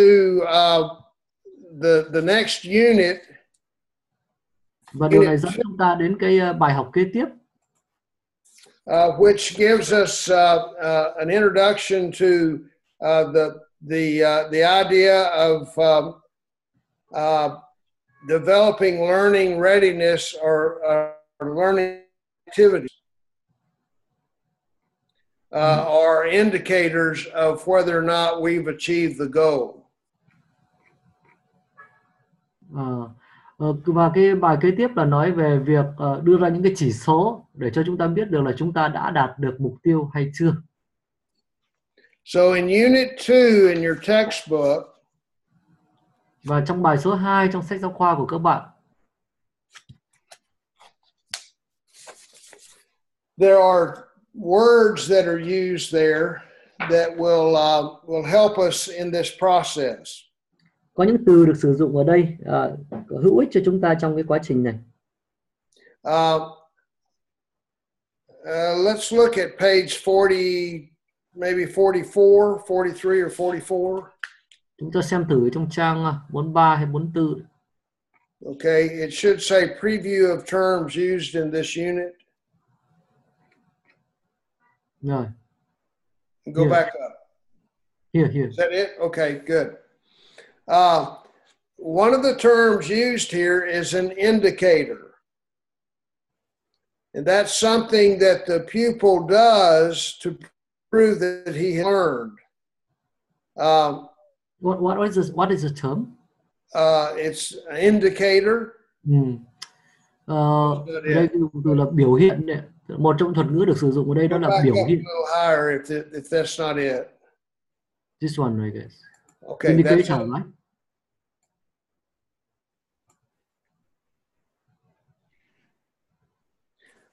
Indicators in your goal will often tell someone that what they need to know on a test.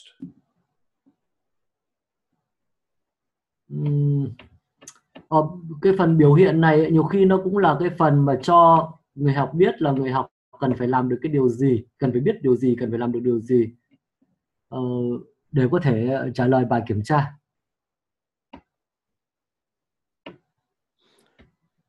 So what we are looking at here with the goal is a statement, or the goal indicator is a statement of learning intent, which includes both a goal and an indicator. Còn cái được gọi là mục đích biểu hiện ở đây là một khẳng định về ý định học tập bao gồm cả mục đích và biểu hiện. So the next step in the goal process is to write into the goal those things that would indicate what the learner should know and how he should respond to it. Đó, thì cái một bước kế tiếp trong cái phần phát triển mục tiêu này đó là đưa vào hay là viết vào trong mục tiêu những cái can you repeat once again the last sentence? A little bit confusing. The last sentence, please. Oh, I'm sorry.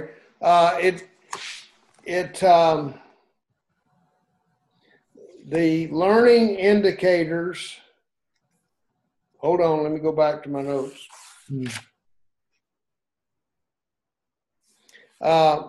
A statement, the goal indicator is a statement of learning intent, which includes both a goal and an indicator. Mục đích biểu hiện một khẳng định về ý định học tập bao gồm cả mục đích và biểu hiện.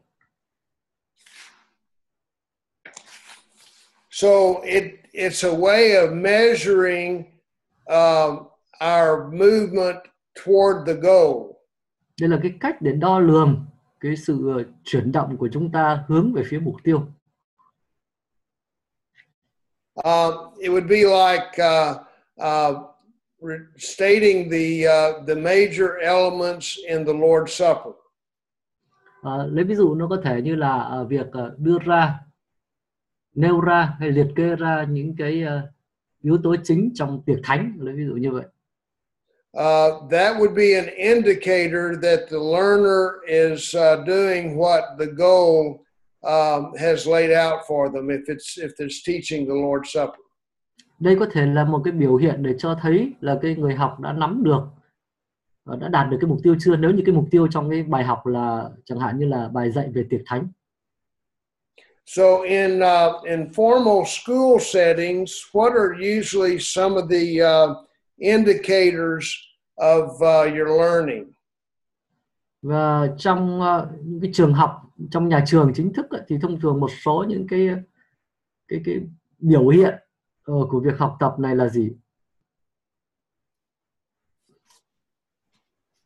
Is it just the smile of the teacher? Có phải là giáo viên cười tươi vậy thôi hay sao?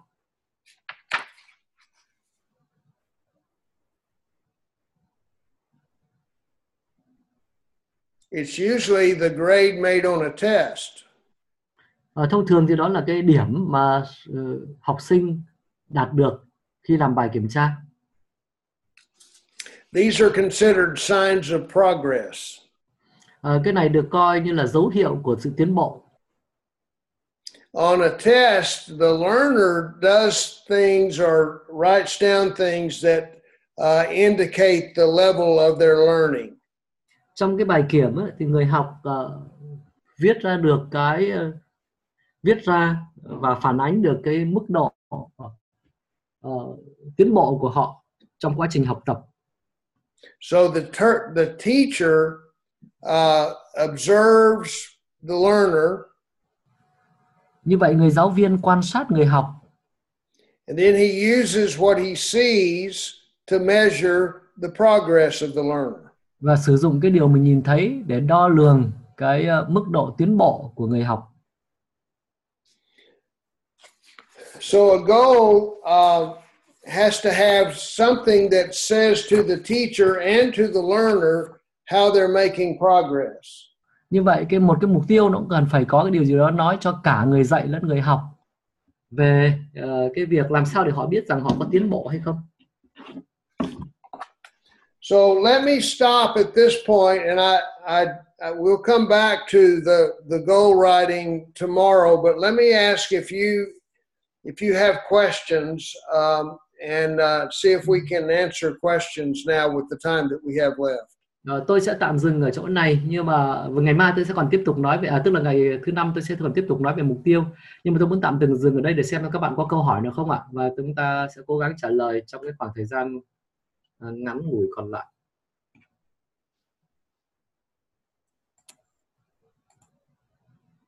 Sinh viên có câu hỏi hoặc có bình luận gì?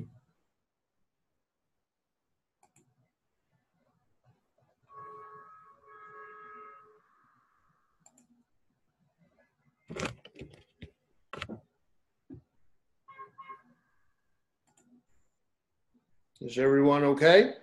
Mọi người ổn không? Yeah, I think it's very good, but actually students have to do the activities in the textbook. Yeah, yeah. So let me talk about that for a moment.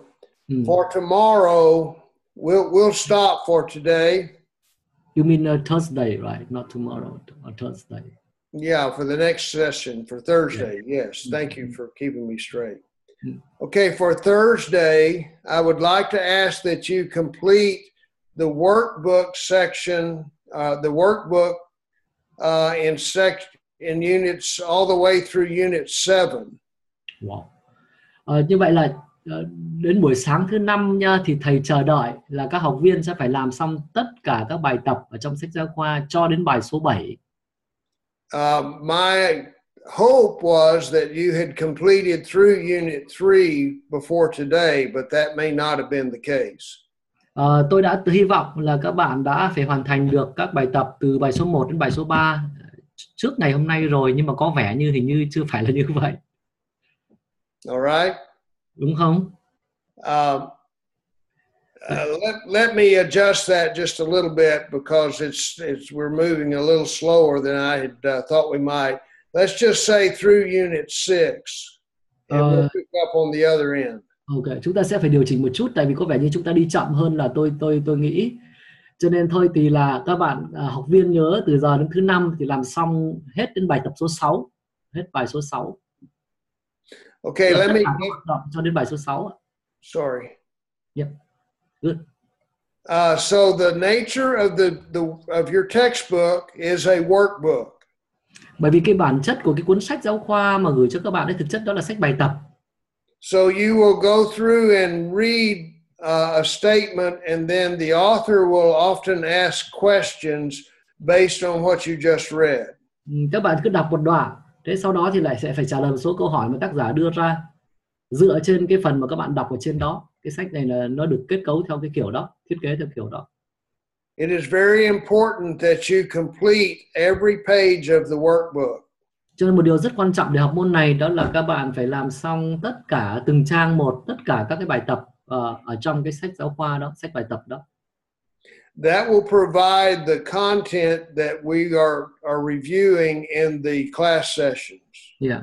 Và chỉ khi các bạn làm cái phần đó rồi thì chúng ta cái phần mà chúng ta ôn lại trong cái tiết dạy qua Zoom như này thì nó mới có hiệu quả. Is that clear for everyone? Yeah. Không biết mọi người nắm rõ phần này không ạ? Anh chị em sinh viên chúng ta nắm rõ phần này chưa? Dạ rõ. Dạ. Một do hỏi là mỗi bài có mỗi cái bài kiểm tra đó, thì mình làm mình gửi cho thầy luôn hay sao mình Sơn? Không cần gửi, chỉ là làm xong tất cả các bài tập đó thôi. Dạ.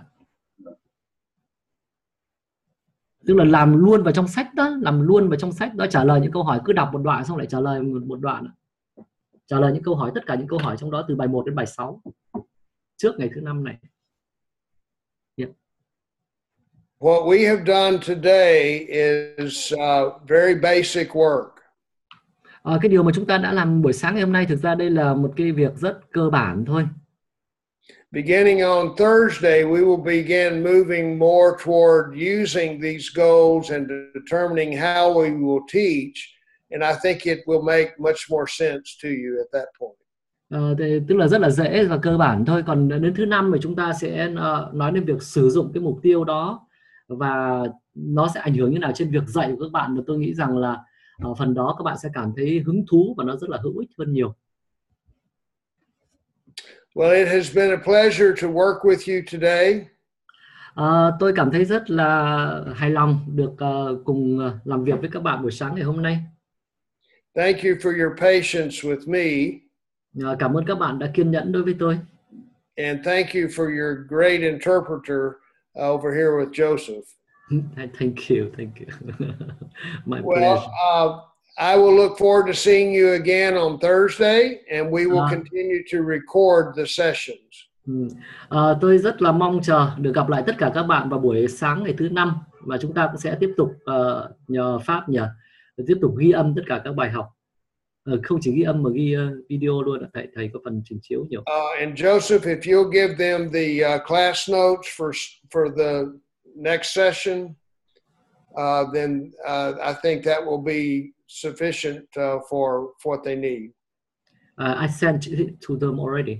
Okay, very good. Và tôi đã gửi cho anh em cái phần ghi chú lớp học của cả 4 ngày học rồi đó. Thì anh chị em đọc trước cái bài ngày 1, ngày 2 đọc trước đi ạ, thì mình sẽ nắm được cái nội dung. Yeah. And if those of you taking as official students, if you'll look over the syllabus again and come with any questions you have about the assignments, then we'll try to work through those as well next class. Yeah. Còn nếu như các bạn kể cả phần làm xong bài tập rồi và nếu có cái câu hỏi gì về bài thi, bài kiểm với thứ vân vân thì các bạn vẫn có thể hỏi. Thì thứ năm chúng ta sẽ nói tiếp. Okay. Well, thank you very much. Class is dismissed. Cảm ơn các bạn rất là nhiều. Yeah. Chúng ta sẽ tạm God dừng. bless. Xin Chúa ban phước cho các bạn. Chúc thầy ngủ ngon. Thank you so much and have a good night. Thank you. Thank you. Good night. Thank you, sir. Good day. Yeah. God bless you. Thank you, sir. Thank you. Thank you. God bless you too. Dạ, cảm ơn. Sách giáo khoa. Okay, good. Sách giáo khoa của chúng ta thì còn một phần nữa tôi mới gửi cho anh chị em được 8 chương đúng không? Còn một phần nữa thì chắc là hôm nay tôi sẽ gửi cho anh chị em ạ. Nhưng mà rất là mong mọi người lưu ý là sách này đây mới là cái bản dịch nháp lần đầu, cho nên là nó có thể mọi thứ nó còn chưa, nhất là lại chưa nghe trực tiếp đấy, cho nên mọi thứ nó có thể chưa được chuẩn xác. Thì có ý kiến gì mọi người cứ phản hồi lại giúp ạ. Yeah.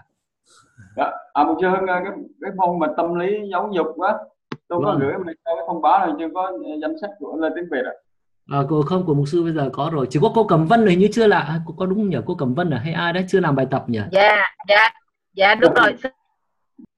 Vâng. Xin chậm dùm chút xíu, Vân làm không kịp, thật sự là dạ Vân đang bị vướng. Cô phải xin phép mục sư Đào đấy ạ. Dạ. Vì tôi là người dịch tôi, còn tất cả những cái phép tắc cái thứ đó là phải xin phép mục sư Đào hết ạ. Dạ. Vâng. Dạ xin lỗi mục sư. Dạ. Cô Hương thì như muốn nói gì hả cô Hương? Đợi cháu chút nha. Đây rồi. Hôm nọ cô thiếu cái bài tâm lý giáo dục thì cô đã gửi cho mục sư Đào rồi đấy ạ. Gửi hôm 2. Vâng. Nhưng mà hôm ấy tại vì đã nghĩa định gửi cho cả thầy Hương nữa, nhưng mà hôm cô lại quên mất cái email của thầy. Thế là gửi cho có mỗi mục sư Đào. Thì ngày mai ngày kia cô gửi. Okay, they are talking about assignment. They are on other courses, so it's Bill. So you can go and rest now. Well, I'd like to talk with you briefly, if I may. Okay. So let me answer their questions first a little bit, Yeah, and then that'll be fine. I'll just wait. Okay. Sorry. Vâng, thế cô gửi lại cái bài đó cho cháu. Thì riêng cái môn tâm lý giáo dục là cháu sẽ phải dịch cho tiếng Anh, tại vì thầy giáo muốn chấm trực tiếp. Còn tất cả những môn khác thì mọi người cứ gửi cho mục sư Đào, không cần gửi cho cháu. Dạ. Vâng. Dạ, thế được rồi. Yep, biết. Bill? Yeah. I'm ready. All right. I just need to know if we're anywhere close to where we should be with what the students are wanting or what this class should do for them. I think that it's very good. It's well. But maybe good if we can hear some comments from the students. Yeah, and I don't help me to know how to do that. They don't seem to be responding to questions very much.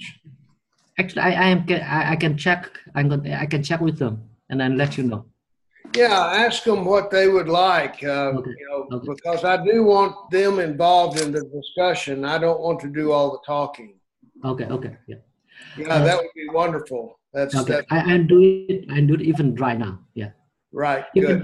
can rest, and anything I can and write in email for them. Yeah, that'd be good. Okay, thank you so much. I'll see you on Thursday. Yeah, have a good rest. Bye bye. Các sinh viên, thầy muốn hỏi một chút là các sinh viên có góp ý gì cho cái bài học của chúng ta có thấy hữu ích không? Thì mọi người cứ nói thẳng, nói thẳng thật với tôi. Có gì tôi sẽ tổng kết lại và tôi viết email gửi cho thầy. Mọi người cảm thấy cái phần học ngày hôm nay thế nào? Cô thấy là cái phần học ngày hôm nay là thầy dạy cũng có rõ ràng, và cô cảm thấy như là từng phần một là mình có cái sự hiểu và nắm chắc được. Dạ. Có chắc cũng cái tài liệu. Thật ra thì lần này học thì mình được chú ý vào học viên, tức là cái kết quả của mình đạt được, chứ không có phải chuẩn bị cho các bản thân của mình quá nhiều mà không có chú ý vào cái kết quả cuối cùng. Và học giúp cho rất là nhiều trong vấn đề soạn giáo án. Dạ, các sinh viên khác ạ, chúng ta cứ nói cả điều được lẫn chưa, nếu mình chưa được nếu có cứ